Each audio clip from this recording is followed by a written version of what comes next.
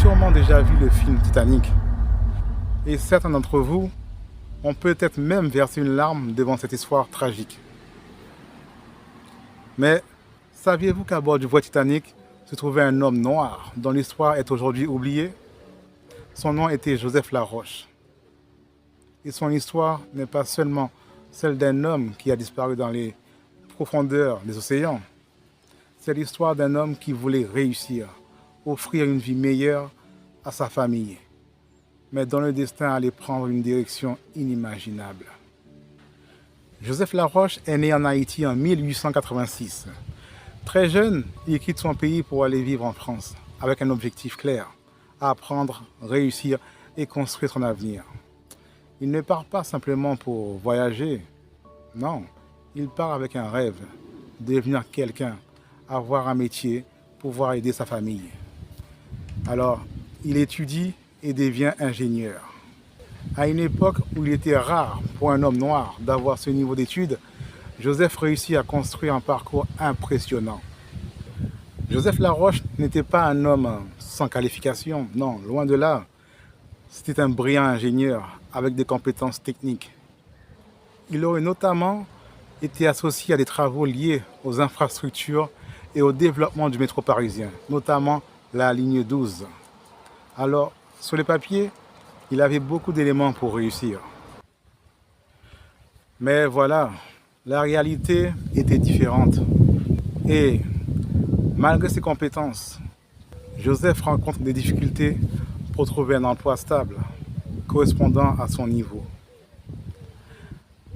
Alors, à cette époque, les préjugés et les discriminations représentaient des barrières importantes. Et c'est ce qui rend son histoire particulière. Parce que Joseph n'était pas quelqu'un qui manquait d'ambition, loin de là. Il avait travaillé, étudié, il avait un métier. Mais parfois dans la vie, certaines personnes doivent se battre beaucoup plus que d'autres, simplement pour avoir une opportunité. Tout ça pour une couleur de peau.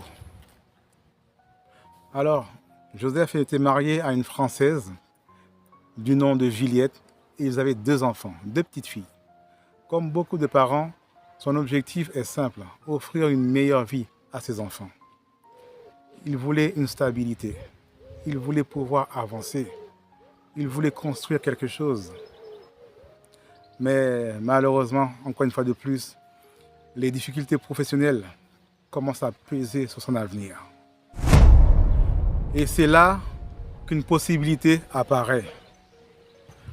En Haïti, un membre de sa famille qui occupe une position importante lui aurait expliqué qu'il pourrait l'aider à trouver un poste une fois de retour au pays. Alors Joseph commence à réfléchir sérieusement. Et il se dit probablement: ici, malgré mes études et mes compétences, j'ai du mal à avancer, je n'arrive pas trop du travail, mais en Haïti, une opportunité m'attend. Peut-être que c'est là-bas que je pourrais vraiment construire mon avenir. Alors Joseph prend une décision importante. Il décide de retourner en Haïti avec sa femme et ses enfants. Ce n'est pas un abandon, ce n'est pas un échec. C'est un choix qu'il fait pour essayer d'offrir une nouvelle chance à sa famille. Mais parfois, une décision prise avec les meilleures intentions peut changer toute une vie. Donc, pour rejoindre Haïti, Joseph et sa famille doivent prendre un bateau. Et au départ, ils ne devaient pas forcément voyager sur le Titanic. Mais après un changement de plan, ils embarquent finalement sur ce navire légendaire. Un bateau qui représente à l'époque la modernité, la richesse et le progrès.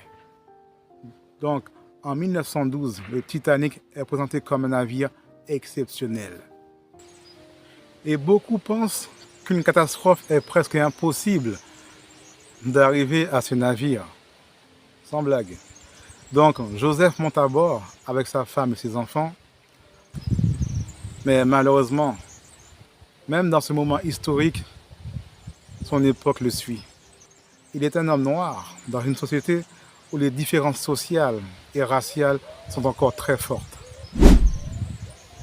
Son histoire rappelle qu'une personne peut avoir des compétences, de l'intelligence et de l'ambition, tout en devant encore faire face aux réalités de son époque. Malgré toutes tes qualités, malgré tes diplômes, ton intelligence, mais pour certains, tu n'es pas intelligent. Certains te voient comme encore inférieur. C'est ça la mentalité de beaucoup de personnes. Alors, la nuit du 14 au 15 avril 1912, le Titanic percute un iceberg. Et en quelques heures, le voyage qui devait représenter un nouveau départ devient une catastrophe. La panique totale s'installe à bord du navire, qui était soi-disant insubmersible. Alors dans la panique, les passagers cherchent à survivre, mais Joseph, lui, ne pense pas d'abord à lui. Il pense à sa femme et à ses enfants.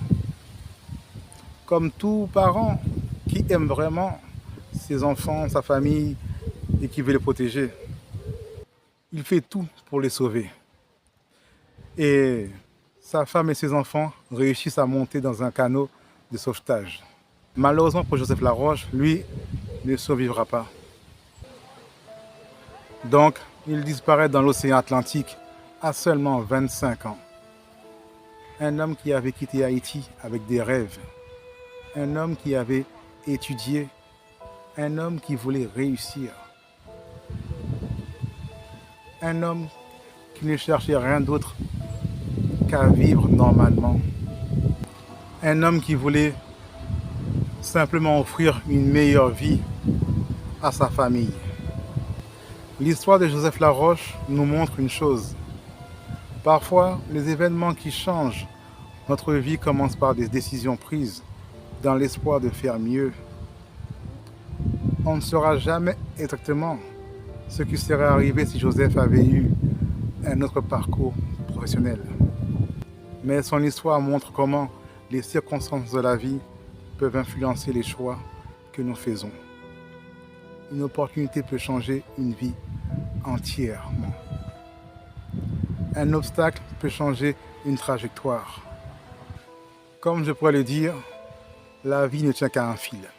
Et derrière les grandes histoires de l'histoire, il y a toujours des personnes avec des rêves, des sacrifices et des espoirs.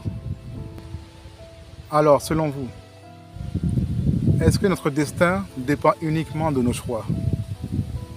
Ou est-ce que les circonstances dans lesquelles nous vivons peuvent parfois changer complètement notre chemin? Dites-moi votre avis dans les commentaires.